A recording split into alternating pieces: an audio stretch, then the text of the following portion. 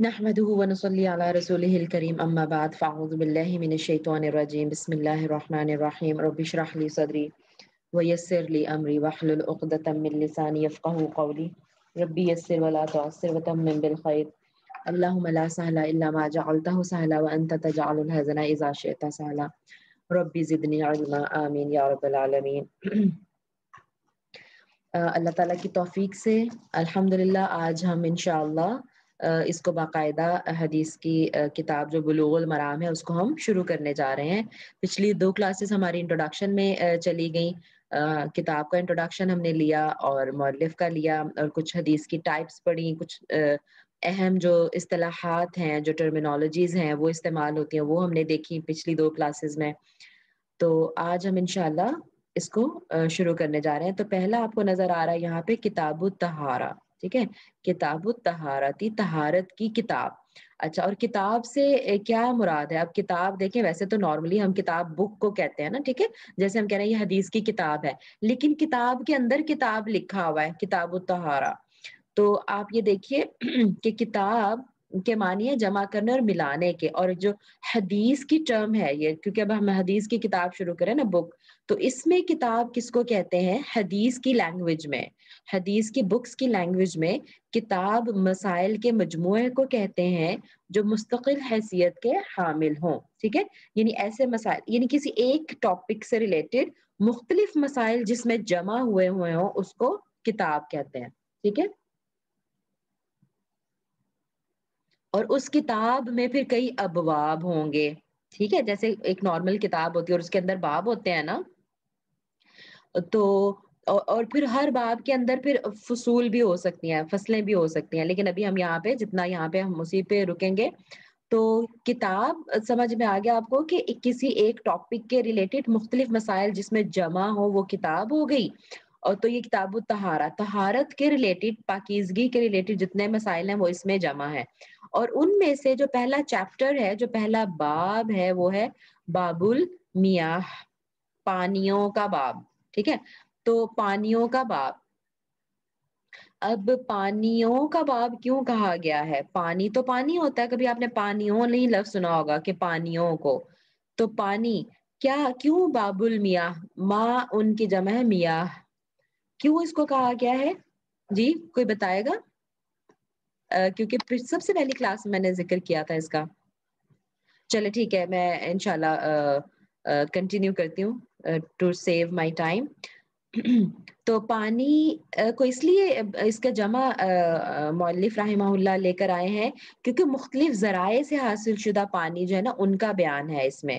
پانی تو ایک ہی پانی ہے، لیکن وہ کنویں کا ہو سکتا ہے، وہ بارش کا پانی ہو سکتا ہے، وہ سمندر کا پانی ہو سکتا ہے، وہ کسی تالاب میں کھڑا ہوا پانی ہو سکتا ہے، ٹھیک ہے۔ تو مختلف ذرائع سے، جو چشموں کا پانی ہو سکتا ہے، مختلف ذرائع سے حاصل شدہ پانی کا بیان۔ تو مختلف طرح سے جو استعمال ہوتا ہے، مختلف جگہوں پہ جو پانی ہوتا ہے اس کے حساب سے اس کو باب المیاہ کہا گیا ہے۔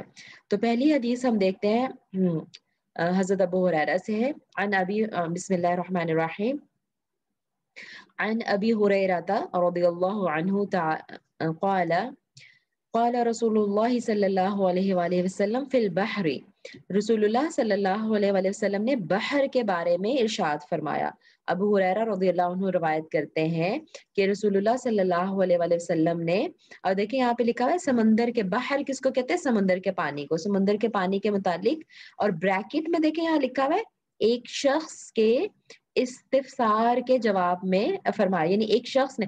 اچھا یہ حدیث جو بیسیکلی کیونکہ انہوں، اچھا یہ حدیث کہاں سے لی گیا؟ سوری میں اب ذرا آپ کو سمجھا دوں۔ اخرجہ الاربعہ، ٹھیک ہے، اخرجہ الاربعہ، اس کو اربعہ نے نکالا ہے، اس کی تخریج اربعہ نے کی ہے۔ یہ بات تروین میں رہ گئی ہمارے کہ اربعہ سے کیا مراد ہے، یعنی امام ابو داؤد، ترمذی، نسائی اور ابن ماجہ، جو 6 ہے نا، جو ہمارے 6 حدیث کے اسکالرز ہیں، امام نمبر 1 امام بخاری، نمبر 2 امام مسلم، یہ 2 تو ان کو تو ان کی کتابوں کو تو صحیحین بھی کہتے ہیں، یہ تو بھولنا نہیں چاہیے آپ کو، امام بخاری، امام مسلم، ٹھیک ہے۔ اس کے بعد جو سیکوینس میں 4 ہے نا، ان کو ائمہ اربع کہا گیا ہے یہاں پہ اس کتاب میں. یہ ان کی ٹرمینالوجی ہے جو انہوں نے یوز کی ہے. تو جب یہ کہیں گے نا کہ ان کو چاروں اماموں نے اس کی تخریج کی ہے، ٹھیک ہے، تو اس حدیث کو کہاں کہاں کس کس نے بیان کیا ہے؟ امام ابو داؤد نے اپنی سنن ابو داؤد میں، امام ابو داؤد، ترمذی، نسائی، ابن ماجہ، یہ مطلب ہے اخرجہ الاربعہ کا، ٹھیک ہے، کہ اس کو ان چاروں اماموں نے اپنی اپنی بک میں شامل کیا ہے. وہ ابن ابی شیبہ، ابن ابی شیبہ جو ہے یہ بھی تابعی ہیں، بہت عظیم تابعی ہیں. انہوں نے بھی روایت کیا ہے.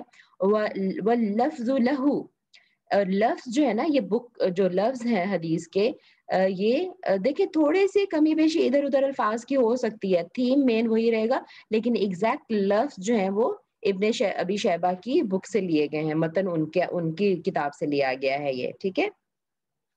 اور اس کو ابن خزیمہ اور ترمذی نے اس کو صحیح کہا ہے، اسے صحیح قرار دیا ہے. انہوں نے جو اس کی تحقیق کی ہے، اس کے سند وغیرہ کی، تو انہوں نے اسے صحیح حدیث قرار دیا ہے.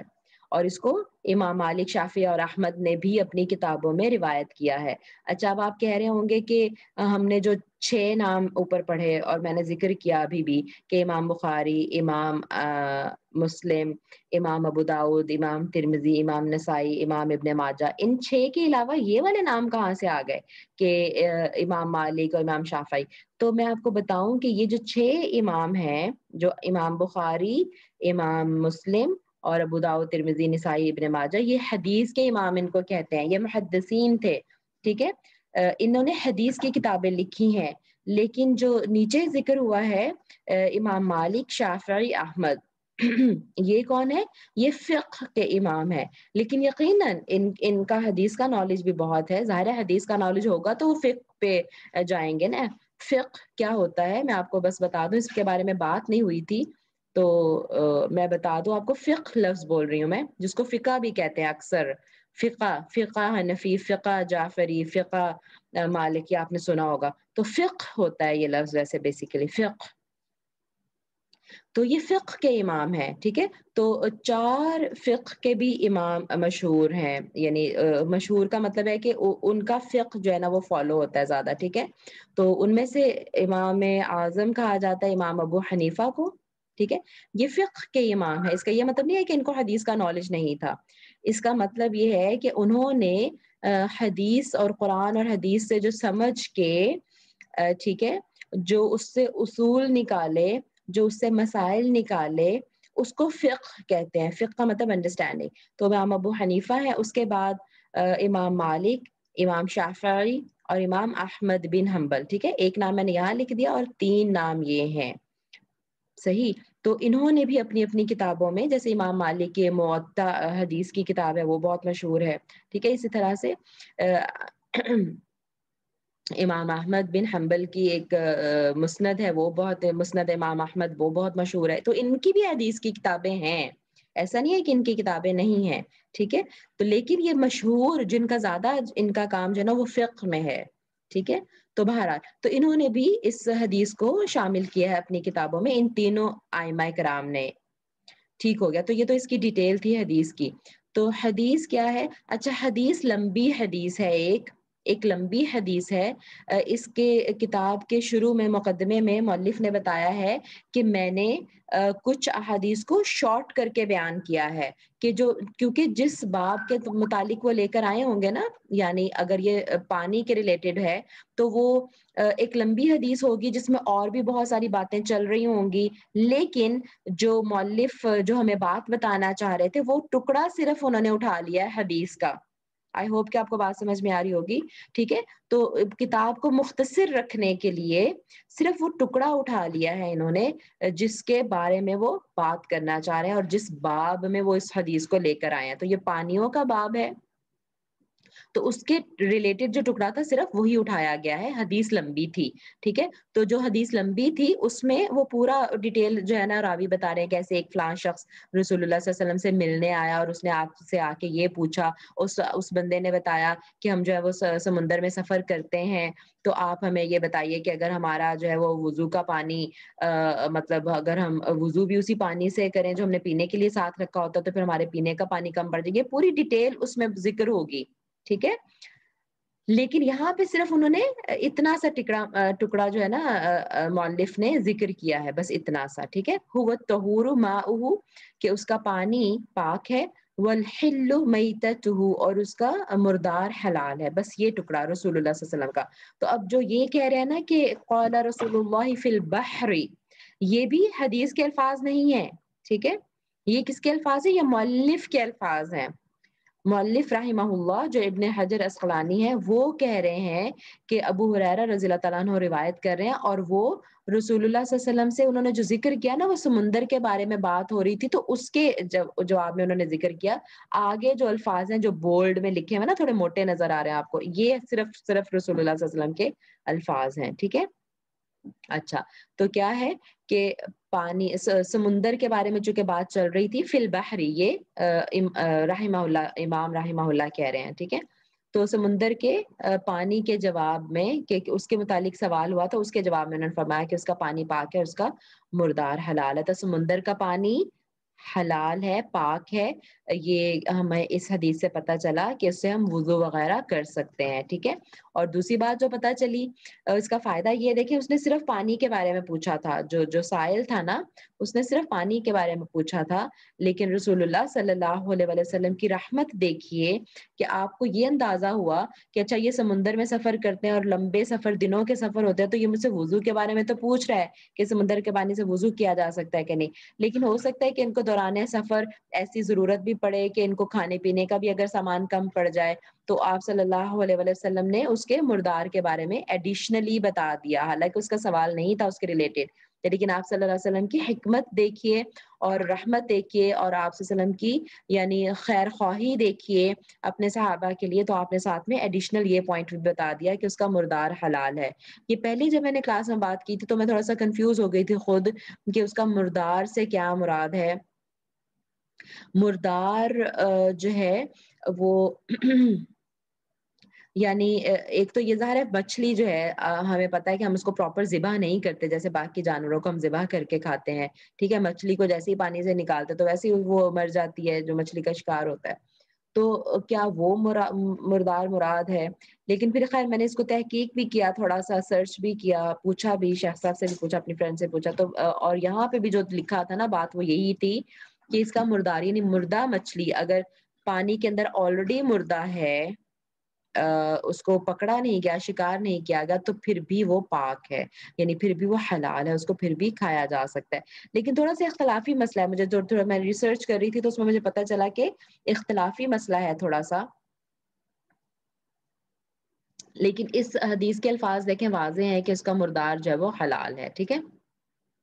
تو بہرحال زیادہ تر اسکالر یہی کہتے ہیں کہ اگر مچھلی پانی کے اندر اٹ سیلف بھی مر گئی ہے تو وہ حلال ہے. اور اس کے علاوہ کہ سارا سی فوڈ حلال ہے، یہ بھی اس سے اس بات کا پتہ چل رہا ہے. ٹھیک ہو گیا، ارریسپیکٹ کہ وہ کس طرح کا وہ ہے، ٹھیک ہے. اس میں جو بھی سمندر میں ایسا جانور جو صرف اور صرف سمندر میں زندہ رہتا ہے، وہ جیسے کروکوڈائلز ہیں، ہے نا، مگرمچھ، وہ مچھلی وہ پانی میں بھی زندہ رہتے ہیں اور باہر بھی زندہ رہتے ہیں. اسی طرح وہ جو ہے کچھوا پانی میں بھی زندہ رہتا ہے اور باہر بھی زندہ رہتا ہے. تو ان کی بات نہیں ہو رہی، یہ ان جانوروں کی بات ہو رہی ہے جو صرف اور صرف پانی میں رہتے ہیں، ان کی بات ہو رہی ہے کہ وہ ہر طرح کا سمندری جانور حلال ہے. اچھا، تو اس کا پانی پاک ہے، یہ بھی بات ہو گئی. اب میرا خیال ہے کہ بس اتنی اس کی کافی ہے ڈیٹیل. اچھا، تو راوی کے اس بک میں نا راوی کے بارے میں سوری ہاں، ہر راوی کے بارے میں جب بھی نیا آئے گا نا تو اس میں تھوڑا سا انہوں نے بتایا ہوا ہے، تو میں چاہتی ہوں کہ ہم وہ ذکر کرتے چلیں. تو راوی حدیث جو ہے نا کون ہے بھلا؟ ابو ہریرہ رضی اللہ عنہ. آپ نے شاید نام سنا ہوگا، کافی نام سنا ہوگا، کافی نام نظر آتا ہے ہمیں. یہ دیکھیں، ابی ہریرہ رضی اللہ عنہ. اچھا، ابو ہریرہ کیوں نہیں لکھا ہوا یہاں، ابی ہریرہ کیوں لکھا ہوا ہے؟ کیونکہ عن کی وجہ سے جو تو ہلکے پھلکے گرامر کے اسٹوڈنٹس ہیں ان کو تو اندازہ ہو گیا ہوگا کہ عن جو ہے نا حرف جر میں سے ہے، ٹھیک ہے. تو اس لیے ویسے نارملی ہم اردو میں بات چیت کرتے ہوئے ہم کبھی ابی ہریرہ نہیں بولتے، ہم ہمیشہ ابو ہریرہ بولتے ہیں، ٹھیک ہے نا. لیکن یہاں پہ لکھنے میں عن کی وجہ سے یہ ابی ہو گیا، یہ حالت جر میں آ گیا. ابو حالت رفع ہوتی ہے اور ابی حالت جر ہوتی ہے. تو عن ابی ہریرہ تھا اس لیے آ گیا، ٹھیک ہو گیا۔ تو ابو ہریرہ کے بارے میں ہم تھوڑی سی بات کر لیتے ہیں کہ کون تھے یہ، کیونکہ ہمارا پرپس دیکھیں ہم ساتھ ساتھ چلیں گے تو جو راوی آ رہے ہیں ان کے بارے میں بھی تو ہمیں تھوڑا پتا ہونا چاہیے، اس طرح ہماری تھوڑی سی انشاءاللہ صحابہ کے بارے میں نالج بھی ہو جائے گی۔ تو وہ جلیل القدر صحابی رسول صلی اللہ علیہ وسلم ہے جن سے سب سے زیادہ احادیث نبوی ہم تک پہنچی ہیں، سب سے زیادہ احادیث روایت کرنے والے راوی ہیں ابو ہریرہ رضی اللہ عنہ۔ 5300 سے زیادہ کچھ لوگ کہتے ہیں احادیث، اور کچھ تو بلکہ 6000 تک پہنچاتے ہیں کہ اتنی احادیث انہوں نے روایت کی ہیں ایک سنگل صحابی نے۔ اور جیسے کہ آپ کو لگ رہا ہے کہ ابو ہریرہ، تو یہ ان کا کنیت ہے ابو ہریرہ، اور ہریرہ یعنی ہرہ بلی کو کہتے ہیں نا، ہرۃ بلی، تو ان کو بلیاں بہت پسند تھیں۔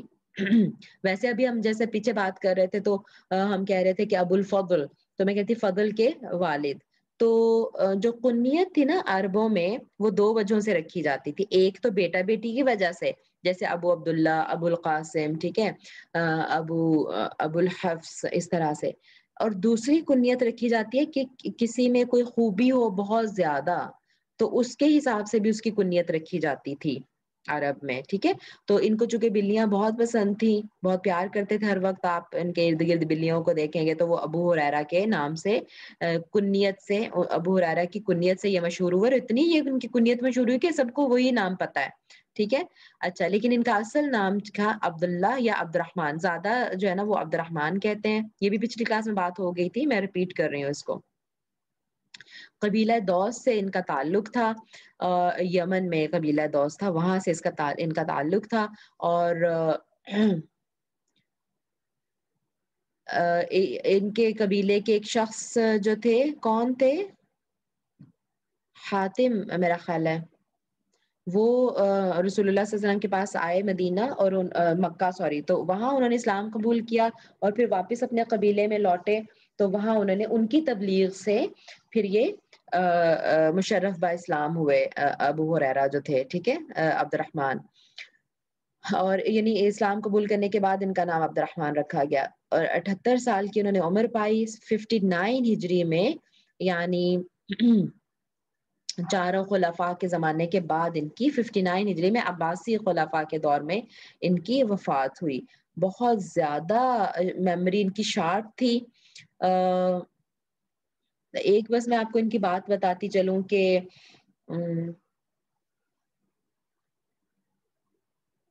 چلیں ٹھیک ہے، پھر ڈیٹیل میں چلے گی، میں آپ کے ساتھ ویڈیو شیئر کروں گی اور پھر آپ کو سننا ہوگا تو آپ انشاءاللہ وہاں سے سن لیجئے گا۔ مدینہ منورہ میں بقی مدینہ منورہ کے بقی غرقد نامی قبرستان میں دفن کیے گئے، ٹھیک ہے۔ اور مفتی کے فرائض بھی انہوں نے حضرت عمر رضی اللہ عنہ کے دور میں سر انجام دیے، اور تقریباً دیکھیں یہاں لکھا ہے 5300، میں آپ سے کہہ رہی تھی 5384 احادیث مروی ہیں، اور کچھ جو ہے وہ 4000 تک کہتے ہیں، تو یہ راوی کے بارے میں بھی ہمیں تھوڑا سا اندازہ ہو گیا۔ اور حدیث سے جو مسائل پتہ چلے، 2 کہ سمندر کا پانی پاک ہے وضو کے لیے، اور بات پتہ چلی ہمیں کہ اس کا جو سمندر کے مردار ہے وہ حلال ہے، پاک ہے، اس کو کھا سکتے ہیں۔ دوسری حدیث دیکھتے ہیں ہم اسی باب المیاہ کی، وعن ابی سعید خدری رضی اللہ عنہ قال قال رسول اللہ صلی اللہ علیہ وآلہ وسلم ان الماء طہور لا ينجسه شیء۔ ابو سعید خدری رضی اللہ عنہ روایت کرتے ہیں کہ رسول اللہ صلی اللہ علیہ وسلم نے فرمایا کہ پانی پاک ہے، ٹھیک ہے، ان الماء طہور، پانی پاک ہے، لا ينجسه، نہیں نجس کرتی اس کو، شیء کوئی چیز۔ اچھا، اذان ہو رہی ہے، اذان کے بعد کنٹینیو کرتے ہیں انشاءاللہ۔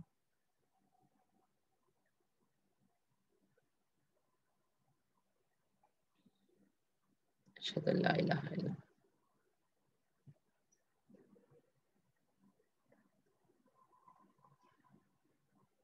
اسی بند کرو۔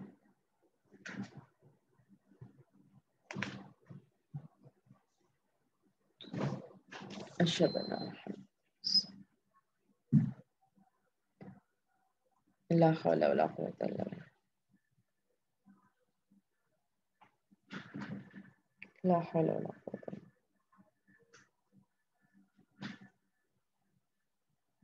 لا حول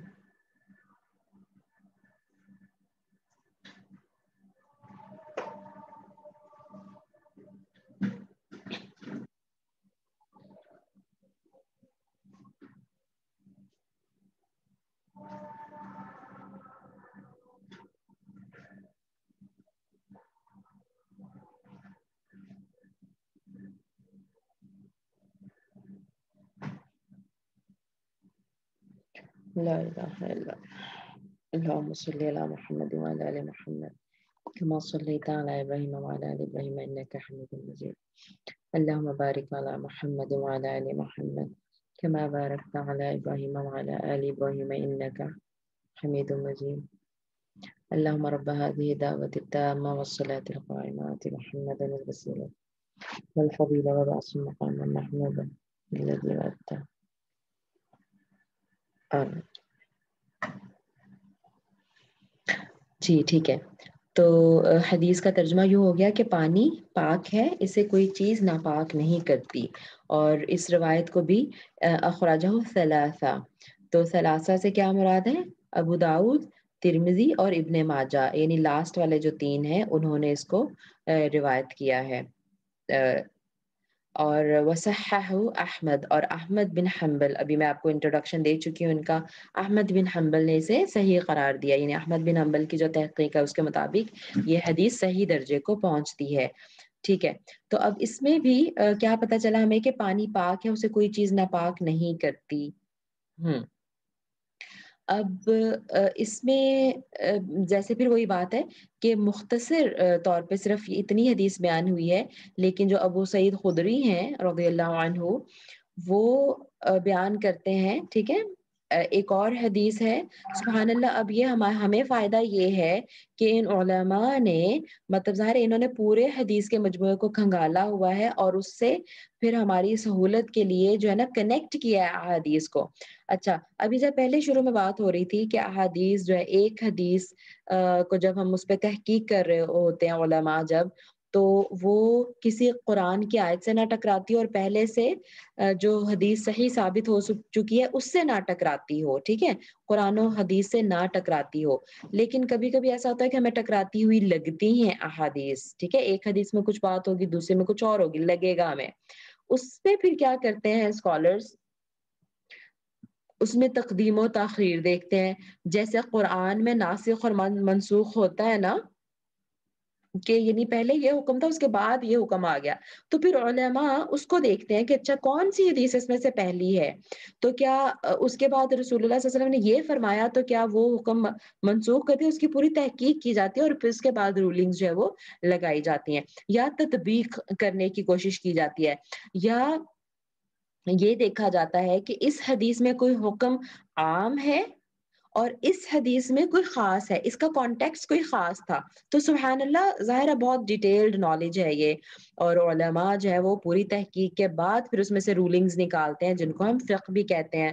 اور یہ اصول الحدیث بھی پھر وضع ہوئے کہ اس میں سے کیسے لینا ہے، تو وہ حدیث دیکھی جاتی ہے کب کی ہے. ٹھیک ہے. اب یہ والی جو حدیث بھی ہے کہ پانی پاک ہے اور اسے کوئی چیز ناپاک نہیں کرتی، تو اس کے سلسلے میں دیکھیں ایک حدیث اور ہے، اس میں بیان ہوا ہے، اور جو جو ابو سعید خدری سے مروی حدیث ایک خاص واقعے سے متعلق ہے، وہ یہ بتاتے ہیں. ٹھیک ہے.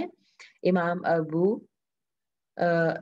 ابو امامہ باہلی رضی اللہ عنہ سے مروی حدیث میں ایک اور واقعہ بیان ہوا ہے. ٹھیک ہے. یہ جو تین اوصاف کے بارے میں بات ہو رہی ہے. اچھا، یہ تین اوصاف کیا ہیں؟ امام مالک رحمہ اللہ نے کہا ہے کہ جب تک تین اوصاف ثلاثہ میں سے کوئی وصف تبدیل نہ ہو جائے تب تک وہ پانی پاک رہے گا. جب کوئی وصف تبدیل ہو جائے تو پھر وہ پانی پاک نہیں رہے گا. ٹھیک ہے. اب حالانکہ یہاں پہ تو بظاہر دیکھنے میں لگتا ہے کہ پانی پاک ہے، اس کو کوئی چیز نہ پاک نہیں کرتی، لیکن ہمیں دوسری جگہوں سے جو روایات ہیں ان سے پتہ چلتا ہے، آگے انشاءاللہ آئیں گی بھی، کہ کسی سچویشن میں پانی ناپاک بھی ہو جاتا ہے. ٹھیک ہے. اور وہ تین چیزیں ہم دیکھیں گے. تین چیزیں کون سی ہوتی ہیں؟ رنگ، بو اور ذائقہ. ٹھیک ہے. پانی کا رنگ، پانی کی بو اور پانی کا ذائقہ، اگر یہ تین چینج ہو جائیں تو پھر وہ پانی ناپاک ہو جاتا ہے، اگر چینج نہ ہو تو پھر وہ پانی پاک ہی رہتا ہے، ٹھیک ہے۔ تو ہم دیکھتے ہیں کہ ابو سعید خدری رضی اللہ عنہ سے مروی یہ جو حدیث ہے اس کے پیچھے ایک خاص واقعہ ہے، ٹھیک ہے، ایک واقعہ ہے، اور وہ یہ ہے کہ رسول اللہ صلی اللہ علیہ وآلہ وسلم سے بئر بداعہ کے بارے میں پوچھا گیا، یعنی مدینہ میں ایک کنواں تھا، ٹھیک ہے، اس کا نام تھا بداعہ، ٹھیک ہے، یہ بداعہ کنواں تھا، پرانا کنواں تھا جس میں دیکھیں گندے کپڑے اور کتے کے گوشت کے ٹکڑے اور بدبو والی چیزیں ڈالی جاتی تھی، مطلب ڈالی جاتی تھی، یا ویسے میں نے پڑھا کہ وہ یعنی پانی کے ساتھ بہ کے نا اس کے نیچے تھی جو منڈیریں تھی نا، کنویں کی منڈیر ہوتی ہے نا، جو دیوار ہوتی ہے نا، چھوٹی چھوٹی دیوار جو ہوتی ہے کنویں کے ارد گرد، یعنی بنائی اس کے منہ پہ، تو وہ چھوٹی تھی، وہ دیواریں نیچی تھیں، اور جب بارش وغیرہ ہوتی تھی تو ڈالی نہیں جاتی تھی اس میں اسپیسیفکلی، جو بارش وغیرہ ہوتی تھی تو اس کے پانی کے ساتھ وہ اس کنویں میں بھی چلی جاتی تھی کبھی چیزیں گندی چیزیں، تو اس کے بارے میں پھر پوچھا گیا، ٹھیک ہے، اور یہ دیکھیں الماء میں جو الف لام لگا ہوا ہے نا، اور ہمیں پتا ہے کہ الف لام، یہ لام عہد کا، یعنی اس کے معنی یہ ہوں گے کہ سائل کے ذہن میں، یعنی جس کنویں کا پانی مراد تھا وہ بئر بداعہ کا پانی ہی تھا، یعنی اسپیسیفکلی وہ اس کے بارے میں سوال کر رہا تھا، ٹھیک ہے ٹھیک ہے، تو اب اس کے بارے میں چونکہ اس کا پانی اتنا زیادہ ہوگا کہ وہ اگر کوئی گندی چیز اس میں گر بھی جاتی ہے تو اس کے گرنے سے کوئی فرق نہیں پڑتا، تو آپ صلی اللہ علیہ وآلہ وسلم نے اس کو کہا کہ اس کا پانی پاک ہے، ٹھیک ہے۔ تو یہ حدیث اس بات پر دلالت کرتی ہے، اس سے یہ پتہ چلتا ہے کہ کنویں میں ظاہر ہے کتنا زیادہ پانی ہوتا تھا نا، اس میں پانی جس میں اسپیشلی اس کنویں میں جس کی بات ہو رہی ہے اس میں اتنا پانی ہوتا ہوگا کہ اس سے وہ ناپاکی نہیں ہوتی، اس میں کوئی گندگی گرنے سے۔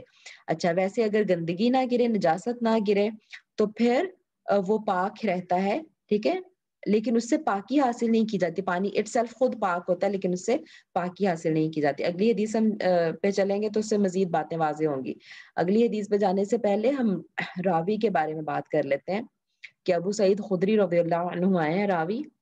ابو سعید آپ کو جیسے پتا چل رہا ہے کہ ان کی کنیت ہے، ٹھیک ہے نا، دیکھیں، اور ہم یہ اندازہ کریں کہ زیادہ جو ہے نا صحابی وہ کنیت سے ہی مشہور تھے، اور یہ نا عربوں کا سٹائل تھا عزت دینے کا، تو اسی نام سے پکارتے تو اسی یہی نام ان کے مشہور ہو گئے ہوئے ہیں، ٹھیک ہے۔ تو ابو سعید کنیت ہے ان کی، اور ان کا جو نام ہے اس میں گرامی سعد بن مالک بن سنان رضی اللہ عنہ ہے، سو سعد بن مالک ان کا اصل نام ہے، انصار کے قبیلہ خزرج سے ان کا تعلق تھا، یعنی انصاری صحابی تھے، ابو سعید خدری انصاری صحابی تھے، اور کبار صحابہ کرام رضی اللہ عنہ میں ان کا شمار ہوتا ہے۔ کبار صحابہ کا کیا مطلب ہے؟ یعنی ایج میں جو رسول اللہ صلی اللہ علیہ وسلم کے ہم عمر تھے، یا ان سے بڑے تھے، یا تھوڑے سے چھوٹے تھے، ٹھیک ہے، لیکن آپ صلی اللہ علیہ وآلہ وسلم کے زمانے میں جو صحابہ اتنے چھوٹے تھے کہ بچے تھے وہ، ہے نا، یا مطلب بالکل ٹین ایجرز یا بچے تھے، وہ صغار صحابہ شمار ہوتے ہیں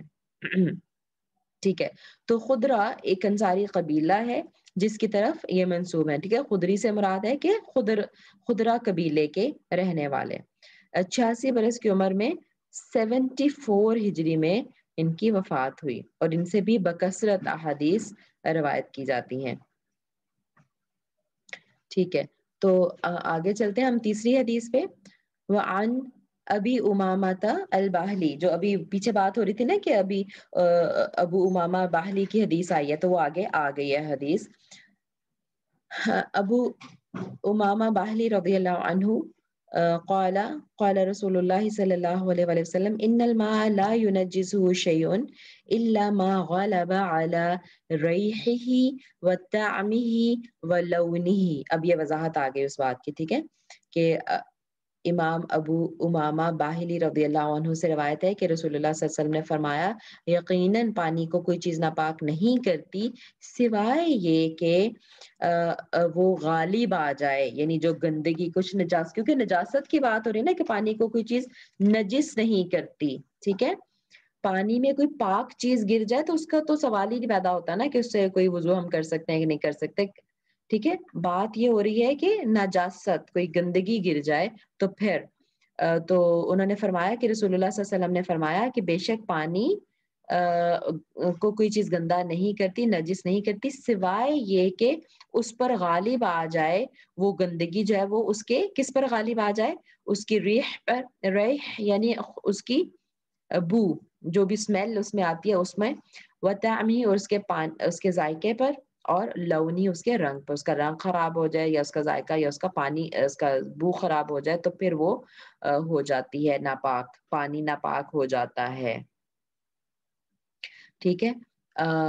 اب یہاں پہ بھی اب ہم یہی دیکھیں گے اس میں کہ کتنا پانی، اب یہ تھوڑا یہاں سے دیکھیں جو جو ڈیٹیلز لی گئی ہے نا اس سے پتہ چل رہا ہے کہ یہ فقہی مسائل ہیں اب آگے، کہ کتنا پانی ہو تو اس کو جو ہے وہ اس میں گندگی گرے تو وہ ناپاک نہیں ہوگا، ٹھیک ہے۔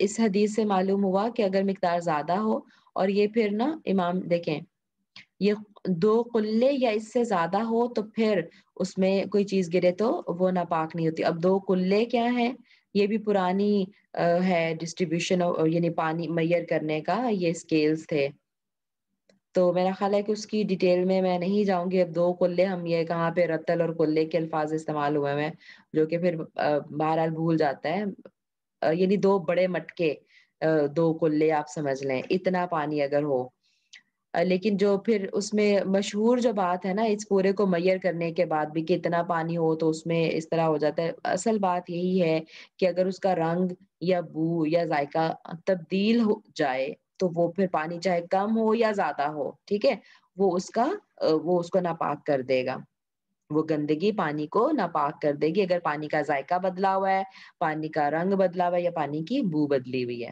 اگلی حدیث پہ چلتے ہیں۔ عن عبد الله ابن عمر رضی اللہ عنہ تعالی عنہما، اب یہ دیکھیں یہاں عنہما لکھا ہوا ہے، عنہما گرامر کے اسٹوڈنٹس ان کو پتا ہوگا کہ ہما تثنیہ کا صیغہ ہے، تو ایسے صحابی جو خود بھی مسلمان تھے اور ان کے والد بھی مسلمان تھے ان کے ساتھ ہم بولتے ہیں رضی اللہ عنہما، ٹھیک ہے، تو چونکہ یہ عبداللہ ہے یعنی حضرت عمر رضی اللہ عنہ کے بیٹے ہیں تو اس لیے عبداللہ بن عمر رضی اللہ عنہما کہا گیا۔ آپ بھی خیال رکھیے کہ جب ایسے صحابی کا نام بول رہے ہوں کہ جن کے والد بھی صحابی تھے تو ان کے ساتھ ہم رضی اللہ عنہما بولیں گے کہ اللہ تعالیٰ دونوں سے راضی ہو۔ قال انہوں نے فرمایا، عبداللہ بن عمر رضی اللہ عنہ نے فرمایا، قال رسول اللہ صلی اللہ علیہ وآلہ وسلم اذا كان الماء قلتين لم يحمل خبثا، جب پانی، رسول اللہ صلی اللہ علیہ وسلم نے فرمایا کہ جب پانی 2 قلے، دیکھیں پیچھے والی پہ میں کہتے ہیں کہ قلہ لفظ آیا ہے، پھر اس کی ڈیٹیل خیر یہاں آ گئی، اذا كان الماء قلتين، جب پانی 2 قلے ہو، لم يحمل الخبث، تو وہ نجاست کو قبول ہی نہیں کرتا، یعنی وہ پانی نجس نہیں ہوتا، ٹھیک ہے۔ اخرجہ الاربعہ، اس کو بھی اربعہ نے نکالا ہے یعنی تخریج کی ہے اس حدیث کو، یعنی انہوں نے اپنی بک میں شامل کیا ہے، ابو داؤد، ترمذی، نسائی اور ابن ماجہ۔ ہم نے دیکھ لیا تھا کہ یہی چاروں امام مراد ہوتے ہیں اربعہ سے۔ وصححہ ابن خزیمہ رضی اللہ عنہ رحمہ اللہ، اور ابن خزیمہ رحمہ اللہ اور ابن حبان اور حاکم نے اسے صحیح قرار دیا ہے۔ اس بک میں جتنی بھی احادیث ڈالی گئی ہیں نا، چاہے وہ صحیح بخاری اور مسلم میں نہیں ہے، لیکن پھر بھی مؤلف رحمہ اللہ کہتے ہیں میں نے کوشش کی ہے کہ صحیح احادیث کو ہی صرف ڈالوں۔ ٹھیک ہے، تو اب یہ قلہ جو ہے یہ بڑے مٹکے کو کہتے ہیں، میں نے پہلے آپ کو بتا دیا تھا پچھلے میں بھی، بڑے مٹکے کو کہتے ہیں۔ اب یہ جو حجر جگہ ہے وہاں کے قلے، وہاں کے مٹکے مراد ہیں، اور اس میں جو ہے وہ پانی ایک مٹکے میں 250 رتل پانی آتا ہے، ٹھیک ہے۔ اب یہ رتل کیا ہوتا ہے، یہ یعنی جو 500 رتل جو ہیں وہ 227 کلو گرام بنتے ہیں، تو دیکھیں مطلب کتنا یہ پانی ہوگا۔ تو بہرحال میرے اور آپ کے لیے ظاہر ہے اب ہم پانی میئر کہاں کریں گے، میرے اور آپ کے لیے آسان بات یہی ہے، جیسے میں نے پہلے کہہ دیا تھا کہ علماء کا اس پر ہے کہ وہ اتنا پانی کا چاہے کم ہو چاہے زیادہ ہو، بس بات یہ ہے کہ اگر اس کا رنگ اور بو اور ذائقہ بدل گیا تو وہ پھر ناپاک ہو جاتا ہے، ٹھیک ہے۔ یہ بس پوری ڈیٹیل کیسے لکھی ہوئی ہے مختلف علماء کی جو دیکھیں یہ پوری بحث ہے ان کی کہ وہ اس طرح کہتے ہیں اور وہ اس طرح کہتے ہیں اور ان کی دلیل یہ ہے ٹھیک ہے کہ اس سے کم پانی جو ہے وہ کم کے زمرے میں نہیں آتا اور اتنا زیادہ. تو بہرحال جو میرا خیال ہے کہ امپورٹنٹ بات تھی وہ میں نے آپ کے ساتھ شیئر کر دی ہے. راوی کے بارے میں بات کر لیتے ہیں. عبداللہ بن عمر رضی اللہ عنہما راوی ہیں. جیسے میں نے آپ کو بتا دیا کہ حضرت عمر رضی اللہ عنہ جو خلیفہ ثانی بھی رہ چکے ان کے بیٹے تھے اور صحابہ کرام میں سب سے زیادہ زاہد اور وسیع علم تھے. ٹھیک ہے, وسیع علم کے مالک تھے. یعنی زاہد کا کیا مطلب ہوتا ہے؟ بہت زیادہ تقوی والا, بہت زیادہ عبادت گزار, اس کو زاہد کہتے ہیں. تو صغر سنی میں یعنی چھوٹی عمر میں ہی اسلام قبول کر لیا انہوں نے. مکہ سے پھر مدینہ ہجرت بھی کی اپنے والد کے ساتھ اور پہلی مرتبہ غزوہ خندق میں شریک ہوئے. پہلے دو جو بدر اور احد تھے اس میں اپنی کم عمری کی وجہ سے ان کو شرکت کی اجازت ہی نہیں ملی. یہ اتنے چھوٹے تھے, ٹین ایجرز بھی نہیں تھے, تو اس وجہ سے ان کو اجازت ہی نہیں ملی. لیکن خندق میں وہ ٹین ایجز میں آ گئے تھے تو پھر رسول اللہ صلی اللہ علیہ وسلم نے ان کو اجازت دی کہ آپ شامل ہوں. اور اس کے بعد پھر سبحان اللہ بہت انہوں نے جنگوں میں بھی حصہ لیا, بہت فائدہ ہوا ان سے امت کو, اور علم ان کا بہت وسیع تھا. مفسرین صحابہ میں بھی آتے ہیں. اور 73 ہجری میں انہوں نے مکہ مکرمہ میں وفات پائی اور طوا نامی جگہ میں دفن کیے گئے. اگلی حدیث میں چلتے ہیں. عن ابی ہریرہ رضی اللہ عنہ قال قال رسول اللہ صلی اللہ علیہ وآلہ وسلم لا يغتسل احدكم في الماء الدائم وهو جنوب اخرجہ مسلم وللبخاری. یعنی مسلم نے اس کو نکالا ہے. یہ جو الفاظ لیے گئے ہیں یہ مسلم سے لیے گئے ہیں, صحیح مسلم میں سے. اور امام بخاری رضی اللہ عنہ جو ہیں ان کے کیا الفاظ ہیں, وہ کہتے ہیں کہ رسول اللہ صلی اللہ علیہ وسلم نے فرمایا لا یبولن احدکم فی الماء, تم میں سے کوئی بھی ماء دائم, دائم یعنی ہمیشہ رہنے والے کو کہتے ہیں نا دائمی, آپ نے سنا ہوگا اردو میں بھی. تو دائمی پانی میں تم میں سے کوئی پیشاب نہ کرے. الذی وہ جو لا یجری جو چلتا نہیں ہے. دائمی پانی کی وضاحت بھی آ گئی کہ ایسا پانی جو کھڑا ہے, جو چلتا نہیں ہے, اس میں تم میں سے کوئی پیشاب نہ کرے. ثم یغتسل فیہ, پھر اس میں غسل کرے. یعنی نہ تو اس میں پیشاب کرے اور نہ ہی اس میں غسل کرے کھڑے پانی میں. ٹھیک ہے, اب دریا ہے, دریا میں لوگ نہاتے ہیں تو پانی چل رہا ہے نا, وہ چلتا جاتا ہے. ٹھیک ہے, تو پانی مطلب چینج ہوتا رہتا ہے, تو وہ اس میں نہانا جائز ہے. سمندر کا پانی چل رہا ہوتا ہے اس میں نہانا جائز ہے. لیکن جو کھڑا پانی ہے تالابوں کی شکل میں, ٹھیک ہے, اس میں اس حدیث کے مطابق رسول اللہ صلی اللہ علیہ وسلم نے فرمایا کہ غسل نہ کریں, اور اسپیشلی جب جنابت کی حالت میں ہو, کیونکہ ظاہر ہے اس کو گندا کر دیں گے. اور یہ دیکھیں ابو داؤد کے الفاظ ہیں کہ ولا یغتسل فیہ من الجنابہ. جو ابو داؤد کے الفاظ ہیں وہ یہ ہیں کہ اس میں یعنی جنابت لاحق ہو جائے تو اس صورت میں اس میں غسل نہ کرے. ٹھیک ہے, تو چلیں یہاں پہ بھی میرا خیال ہے کوئی زیادہ مشکل بات تو نہیں ہے. ہمیں پتہ چل گیا کہ کھڑے پانی میں, اب آج کل تو ویسے ظاہر ہے کہ پیشاب وہاں پہ کوئی کیوں کرے گا, کیونکہ ٹوائلٹس ہیں ہمارے. تو آپ کو پتہ ہے پہلے زمانے میں تو ٹوائلٹس نہیں تھے, تو پھر باہر والی جگہوں پر ہی جا کر لوگ قضائے حاجت کرتے تھے. تو اس صورت میں کھڑے پانی میں پیشاب کرنے سے منع کیا گیا ہے, کیونکہ ظاہر ہے پھر وہ پانی باقی چیزوں کے استعمال کے لیے بھی مناسب نہیں رہے گا. صحیح ہو گیا. اور پھر اس میں سے پانی لے کر نہانا جو ہے وہ اور بات ہوگی. اس میں کھڑے ہو کر نہانا وہ منع کیا گیا ہے. ٹھیک ہے, اب یہ دیکھیں یہاں لکھا ہے نہیں ہے تحریم کے لیے ہے. فاطمہ ایسے آن کر دو بیٹا. یا نہیں جو ہے وہ تنزیہی ہے. ٹھیک ہے, تو جب دیکھیں پھر اس کو میں تھوڑا سا بس کنیکٹ کر دیتی ہوں پچھلی حدیث سے, کہ اگر تو جو کھڑا پانی ہے نا, وہ کھڑا پانی اگر تو اتنی کم مقدار میں ہے کہ اگر اس میں کوئی پیشاب کر دے تو وہ اس کا ذائقہ, اس کا رنگ اور اس کی بو تبدیل ہو جائے, تو پھر تو یہ حرام ہے. یہ منع کیا نا رسول اللہ صلی اللہ علیہ وسلم کہ نہ پیشاب کرے, تو یہ حرام ہے, نہیں یہ تحریم ہے یہ. ٹھیک ہے, جب پانی کم ہو. اور نہیں یہ تنزیہی, اب یہ اسکالرس نے ظاہر ہے جو ان کی انڈرسٹینڈنگ ہے اس کے حساب سے انہوں نے یہ باتیں لکھی ہیں. تنزیہی کا مطلب ہے کہ مکروہ، ٹھیک ہے، مکروہ اس کو ثابت کرنے کے لیے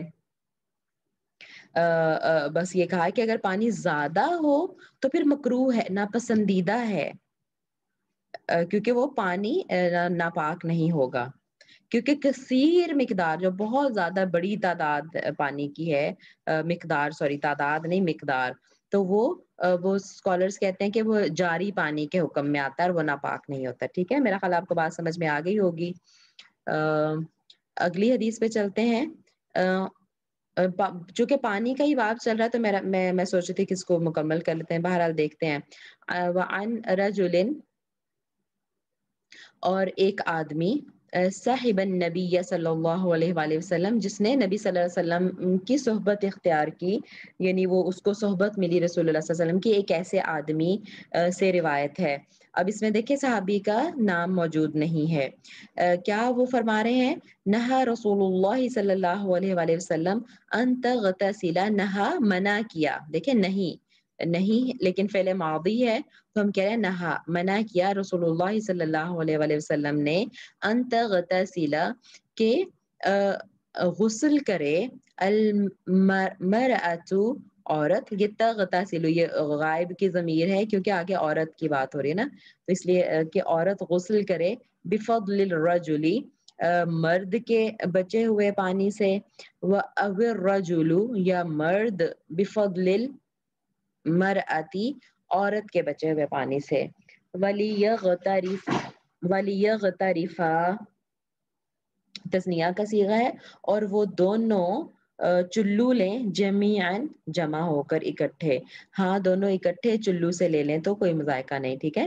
ایک ایسے آدمی سے روایت ہے جو نبی صلی اللہ علیہ وسلم کی صحبت سے فیض یاب ہوا کہ رسول اللہ صلی اللہ علیہ وآلہ وسلم نے فرمایا، منع فرمایا کہ عورت مرد کے بچے ہوئے غسل کے پانی سے غسل کرے، یا مرد عورت کے بچے ہوئے، فضل کا مطلب بچے ہوئے، پانی سے غسل کرے. ہاں دونوں اکٹھے چلو سے لے لیں تو کوئی مذائقہ نہیں. اور اس کو کس نے روایت کی ہے؟ ابو داؤد اور نسائی رحمہم اللہ نے. اور اس کی سند جو ہے وہ صحیح ہے. اب جی یہ جو ایک رول کی بات ہے وہ یہاں بتائی جا رہی ہے کہ صحابی کا نام ظاہر نہ ہونا یہ اس کو ضعیف نہیں بناتا. جیسے ابھی ہم شروع میں بات کر رہے تھے تو نائلہ نے کہا کہ صحابی جو ہیں وہ سارے عدول ہیں، ان کو ہم ثقہ لیتے ہیں، لیکن وہ اس کا لیول ڈفرینٹ ہو سکتا ہے کہ کوئی زیادہ ثقہ ہے، کوئی کم ثقہ ہے، لیکن سارے صحابہ کی یعنی اس کو لیا جاتا ہے. اس میں اگر کچھ اس طرح سے نام ظاہر نہیں بھی ہوا تو اس کو یہ حدیث ضعیف نہیں بنتی اس وجہ سے.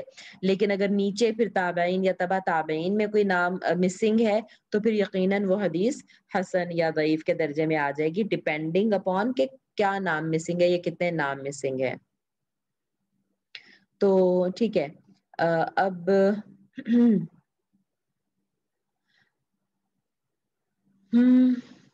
یعنی یہاں پہ آ رہا ہے کہ اگر خاوند اور بیوی دونوں اکٹھے ایک پانی سے ایک برتن سے پانی لے کر نہائیں تو یہ جائز ہے. ٹھیک ہے. اور لیکن صرف خاوند یا بیوی کے غسل جنابت کے بعد اس کا بچا ہوا پانی دوسرے کے لیے اپنے استعمال میں لانا جائز نہیں ہے. ٹھیک ہے. یہ صرف اس وجہ سے ہے، یہ احتیاط کے لیے ہے تاکہ دونوں کے ذہن میں کسی قسم کا کوئی شک باقی نہ رہے. اب مجھے لگتا ہے ہمارے ہاں تو اس طرح کے مسائل زیادہ نہیں ہے کیونکہ ہمارے پاس تو ماشاءاللہ اتنا وافر مقدار میں پانی ہوتا ہے. یہ اس وقت کی بات ہے جب پانی جو تھا وہ ریئر تھا، کم پانی ہوتا تھا، بھر بھر کے لاتے تھے باہر سے گھروں میں استعمال کے لیے، اور بلکہ نہانے کے لیے بھی جو ہے وہ اکثر باہر ہی نہایا جاتا تھا. تو یا گھر میں لے کے آئے تو وہ ظاہر پانی اب کم ہے. اس میں یہ ہے کہ اگر ایک غسل کر رہا ہے پہلے تو اس میں یہ ہے کہ اس کے غسل کا کوئی مطلب چھینٹے وغیرہ اس میں نہ چلے جائیں تاکہ جب دوسرا نہانے کے لیے آئے تو اس کو یہ شک نہ ہو، اس کے ذہن میں مطلب یہ شک نہ کہیں رہ جائے. اس وجہ سے کہا ہے بہتر ہے کہ دونوں اکٹھے غسل کر لیں، اور یہ رسول اللہ صلی اللہ علیہ وسلم کی سنت بھی ہے. ٹھیک ہے. اکٹھے ایک ہی پانی سے ایک ہی برتن سے وضو لے کر غسل کرنا. ٹھیک ہے. چلیں آگے چلتے ہیں اگلی حدیث پر.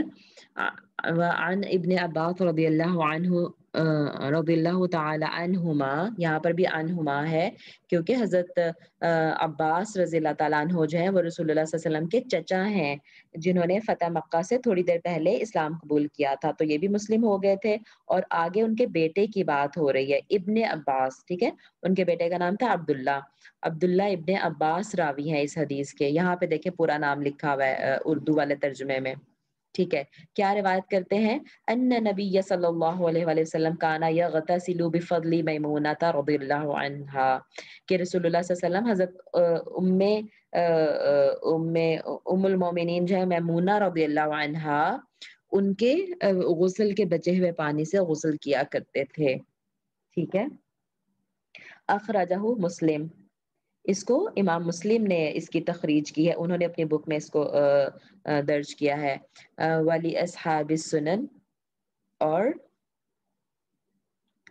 جو سنن جنہوں نے لکھی ہیں انہوں نے بھی اس کو ذکر کیا ہے۔ ان کے الفاظ یوں ہیں، کیا ہے کہ اغتسل بعض ازواج النبی صلی اللہ علیہ وسلم فی جفنتی فجاء النبی صلی اللہ علیہ وسلم لیغتسل منها فقالت له انی کنت جنبا فقال ان الماء لا يجنب۔ تو اصحاب سنن جو ہیں جنہوں نے سنن لکھی ہیں، ان کی روایت میں اس طرح کے الفاظ ہیں کہ ازواج مطہرات میں سے ایک نے، ان کا نام نہیں آیا بلکہ ازواج مطہرات میں سے ایک نے ٹب نما برتن میں غسل کیا، پھر نبی صلی اللہ علیہ وسلم تشریف لائے کہ اس میں باقی بچے ہوئے پانی سے غسل فرما لیں، تو اس نے یعنی جو تھیں ازواج مطہرات میں سے، انہوں نے عرض کیا آپ صلی اللہ علیہ وسلم سے کہ میں نے اس میں حالت جنابت سے غسل کیا ہے، تو آپ صلی اللہ علیہ وسلم نے فرمایا کہ پانی ناپاک نہیں ہوتا، یعنی اگر اس میں ظاہر ہے کہ غسل کا ہم سب کو پتہ ہے کہ غسل کیسے کیا جاتا ہے۔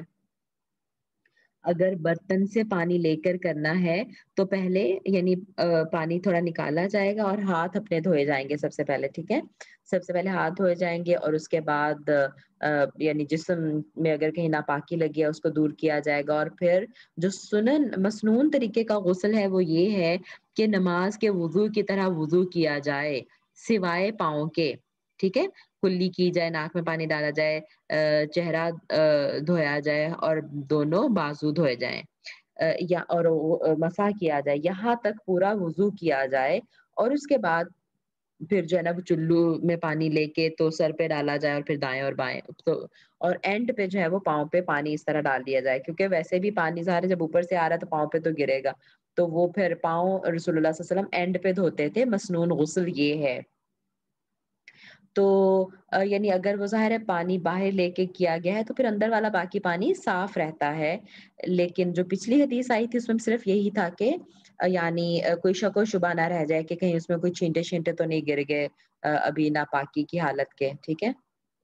تو بہرحال اس سے یہ ثابت ہوتا ہے اس حدیث سے کہ رسول اللہ صلی اللہ علیہ وسلم نے خود وضو کیا حضرت میمونہ رضی اللہ عنہا کے بچے ہوئے غسل کے بچے ہوئے پانی سے۔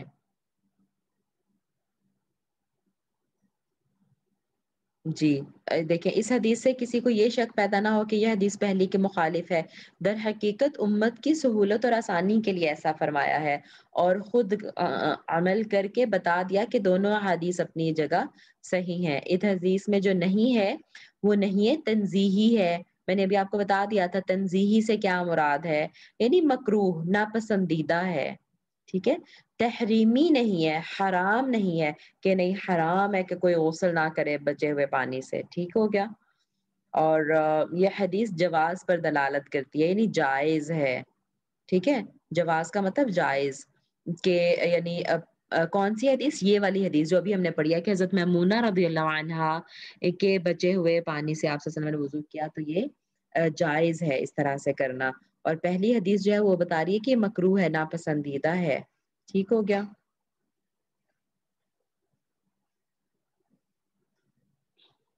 جو اصحاب سنن والی روایت ہے وہ انہوں نے کہا ہے دیکھیں باللحاظ سند ضعیف ہے، لہذا راجح بات یہی ہے کہ دونوں اب یہاں پہ یہ لکھ رہے ہیں کہ بچا ہوا پانی جائز نہیں ہے۔ اچھا، سم ٹائمز جو ہے نا راجح بات میں بھی اختلاف ہوتا ہے، بہرحال تو یہ یعنی حرام والی کیٹیگری کا منع نہیں ہے، یہ تو سب کا اتفاق ہے، ٹھیک ہے۔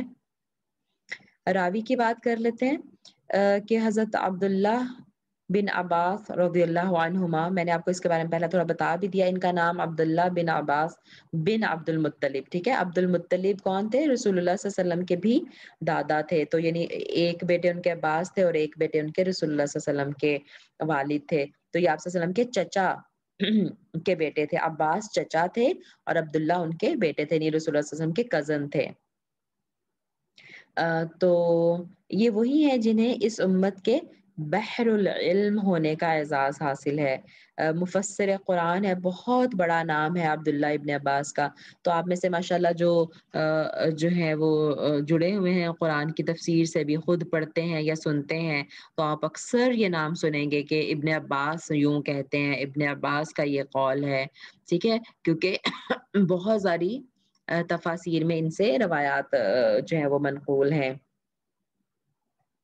بہت ذہین تھے اور اپنی یہ جو یعنی دین علم کو علم ان کے پاس جو تھا اس کی، اور وہ جس طرح سمجھتے تھے چیزوں کو، اس کی شہرت کی وجہ سے یہ یعنی ہم یعنی تعریف سے مستغنی ہیں، یعنی یہ اس بات کی ان کو حاجت نہیں ہے کہ ان کی تعریف کی جائے، کیونکہ اتنے مشہور ہیں یہ آلریڈی۔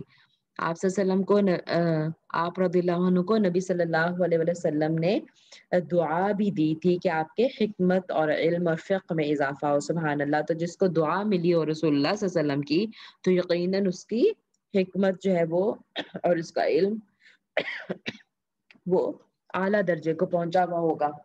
طائف میں وفات پائی 67 ہجری میں، اور میمونہ کا ذکر آیا ہے جو حدیث میں، تو میمونہ بنت حارث الہلالیہ رضی اللہ عنہا رسول اللہ صلی اللہ علیہ وسلم کی زوجہ محترمہ تھی، اور 7 ہجری میں عمرۃ القضاء کے موقع پر ان سے نکاح کیا آپ صلی اللہ علیہ وسلم نے، 7 ہجری میں، یعنی 3 سال آپ صلی اللہ علیہ وسلم کے ساتھ رہیں گے، اور 7 ہجری کے بعد آپ صلی اللہ علیہ وسلم نے کوئی اور نکاح نہیں کیا، بس یہ لاسٹ ایئر تھا جس میں آپ صلی اللہ علیہ وسلم نے نکاح کیا۔ 66 ہجری میں 51 یا 61 سال کی عمر میں وفات پائی۔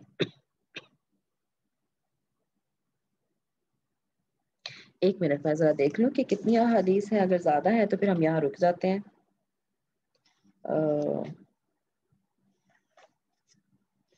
ہاں میرا خیال ہے رک جاتے ہیں یہاں پہ ہم انشاءاللہ، ہیں آگے بھی اور تھوڑی سی احادیث، 2 3 اور احادیث ہیں، تو انشاءاللہ پھر ان پہ ہم اگلی کلاس میں بات کریں گے، اور پھر ہمارا یہ ختم ہو جائے گا، دیکھیں گے پھر اگلی حدیث میں اگر باب المیاہ کی اگلا باب بھی ہم انشاءاللہ شروع کر سکیں۔ سبحانك اللهم وبحمدك نشهد ان لا اله الا انت نستغفرك ونتوب اليك ربنا تقبل منا انك انت السميع العليم وتب علينا انك انت التواب الرحيم آمين يا رب العالمين۔